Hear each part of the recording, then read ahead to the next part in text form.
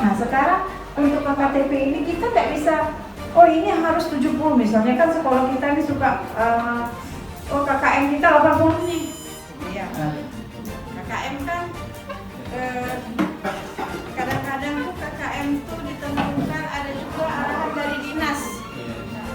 Iya, Karimani harus gini. Sekarang KKM untuk tahun ini harus 80 nih. Gitu ya. Nah, padahal kita untuk memaksakan anak kita untuk tujuan pembelajaran satu ini yang pinjaman apa tadi pakai pinjam itu pengurangan apa istilahnya itu kan? Nah, itu salah semua. Nah, padahal kita sudah menentukan, wah ini paling tidak bisa 80 nih, kelas 2 misalnya kan, kelas 2 dia baru dapat pengurangan yang ke bawah itu pakai pinjam-pinjam itu, tidak bisa misalnya. Nah kira-kira seperti itu. Besoklah kita bagaimana menentukan KKTP. Assalamualaikum warahmatullahi wabarakatuh. Waalaikumsalam warahmatullahi wabarakatuh. Baik, hari ini saya akan mencoba untuk mempresentasikan modul ajar PKN. Sebelumnya saya mohon maaf kepada pemateri dan kepada kepala sekolah, juga kepada para peserta yang lain, karena ini modulnya mungkin belum sempurna. Baik, saya mulai. Yang pertama itu kode ATP, kode modul ajarnya PKN, saya beri nama PKN. Lalu kode ATP acuannya PKN 1 karena ini bab 1. Lalu tim penyusunnya sebenarnya tidak hanya saya sendiri, ada saya, ada Ustazah Dina Hidayatul Haq, ada juga Ustazah Mariani. Lalu kami menyusun di fase A di kelas 1, di mana topiknya itu pada bab 1 itu tentang Pancasila. Lalu kata kunci yang kami ambil adalah simbol-simbol sila Pancasila. Lalu pengetahuan atau keterampilan yang ingin kami sampaikan kepada Ananda itu adalah Ananda dapat mengetahui simbol dari setiap sila-sila yang ada dalam Pancasila, mulai dari sila yang pertama sampai sila yang terakhir. Karena ini pertemuan pertama dan pembelajaran pertama, kami hanya mengambil kompetensinya itu adalah mengetahui simbol dan mengenal simbol untuk setiap silanya. Lalu alokasi waktunya itu 120 menit, di mana ini nanti akan menjadi 2 pertemuan. Lalu model pembelajarannya itu tatap muka, dan model pembelajarannya itu metode berbasis proyek dan metode ceramah. Lanjut Ustazah. Sarana dan prasarana ada buku paket, ada laptop, sound system, karena nanti kami akan mengajak anak-anak untuk menonton film dan juga mengenal lagu. Jadi di sini materinya itu akan kami sampaikan melalui lagu untuk telaahnya. Lanjut Ustazah. Langkah-langkah pembelajaran itu terdiri dari topik. Tujuan pembelajaran itu mengetahui simbol-simbol setiap sila dalam Pancasila dan mengetahui bunyi setiap sila dari 1 sampai 5. Pemahaman bermaknanya itu kami menampilkan gambar lalu bertanya kepada anak-anak, apakah kalian tahu gambar atau lambang Pancasila? Lalu bisakah kalian sebutkan gambar apa saja yang ada pada dada burung Garuda? Jadi untuk mengetahui pemahaman bermaknanya, apakah anak-anak sudah mengerti atau tahu apa-apa saja lambang dari Pancasila. Lalu pertanyaan pemantik, karena ini adalah pertemuan pertama, jadi pertanyaan pemantiknya mungkin belum menjurus ke apresiasi karena ini masih pertama. Jadi kami bertanya, siapa yang pernah mendengar dan mengetahui lagu nasionalis Garuda Pancasila? Karena ada korelasi antara lagu dan juga simbol-simbol dari Pancasila. Lanjut, profil pelajar Pancasila ini berdasarkan materi dan kompetensi yang kami pilih, itu yang kiranya berhubungan itu ada beriman dan bertakwa kepada Tuhan Yang Maha Esa, berkebinekaan global, dan satu lagi sebenarnya kreatif, lupa. Lanjut, ini adalah kegiatan inti. Kegiatan inti itu terdiri dari pendahuluan. Alur pertemuannya itu ada, yang pertama itu adalah kegiatan pendahuluan di mana guru bersama siswa berdoa lalu mengarahkan kesiapan diri peserta. Lalu yang ketiga, guru mengecek kebersihan kelas di mana sudah menjadi kebiasaan di SDIT Al-Karimah untuk selalu menerapkan as-salam. Ada sampah langsung ambil sebelum mulai belajar. Lanjut, guru menyampaikan tahapan kegiatan pembelajaran hari itu, islamisasi atau menyampaikan surah atau ayat atau hadis yang berkaitan dengan materi, lalu melakukan apresiasi dengan pertanyaan pemantik tadi.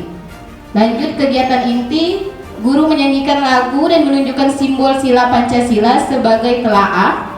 Lalu yang kedua, guru memilih 5 orang siswa untuk menyebutkan gambar atau simbol yang mereka temukan pada gambar Garuda Pancasila sebagai eksplorasi kemampuan siswa. Yang ketiga, guru memilih 5 orang untuk mengurutkan simbol sila sesuai dengan sila Pancasila. Yang keempat, siswa menyebutkan benda-benda yang dilihatnya dan asal penciptanya. Lalu yang kelima, guru menerangkan tentang simbol dan nilai-nilai sila yang terkandung. Yang keenam, siswa memasangkan gambar simbol sila sesuai dengan nomor sila sebagai rumusan. Nomor 7, siswa maju ke depan menyanyikan lagu simbol Pancasila dan menyebutkan sila-sila secara berurutan sebagai presentasi. Di mana di kegiatan penutup itu ada guru mengajak siswa untuk menjaga sholat 5 waktu dalam kehidupan sehari-hari dan menyayangi teman sebagai aplikasi dari nilai-nilai Pancasila. Lanjut, selanjutnya di kegiatan penutup juga guru melaksanakan penilaian dan refleksi dengan mengajukan pertanyaan atau menanyakan tanggapan siswa dari kegiatan yang telah dilakukan.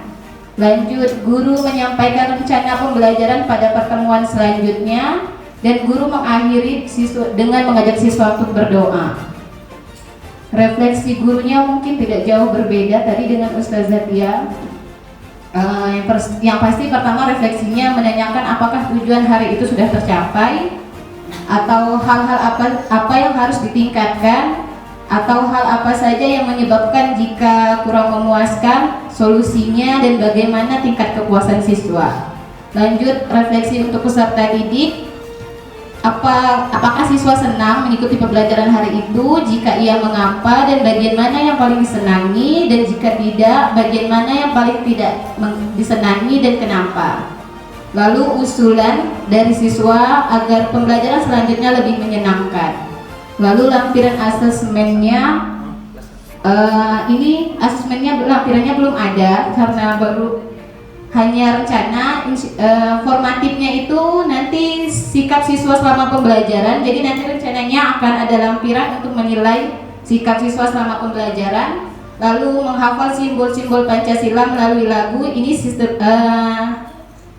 sistemnya mungkin maju ke depan.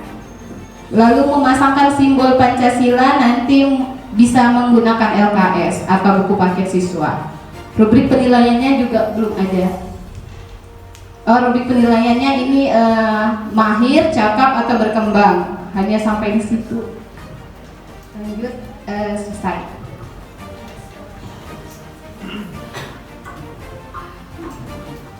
Baik, mungkin itu presentasi modul ajar PKN. Jika ada tambahan dari teman-teman dan khususnya dari pemateri, saya persilakan. Baik, terima kasih Ustazah Sasika. Kita berikan tepuk mantul untuk Ustazah Sasika. Ya, tepuk mantul. Tul mantul. Tul mantul. Tul mantul. Tul mantul. Tul, mantap betul. Oke, Masya Allah, mantap betul untuk Ustazah Sasika yang baru buat ya Bu ya. Assalamualaikum warahmatullahi wabarakatuh. Ingin kami tanyakan Ibu, ini karena kan untuk kelas 3 ini kan belum, tetapi minimal kita harus tahu lah. Ketika ditanya, tahu tak kurikulum merdeka? Tak tahu gitu kan.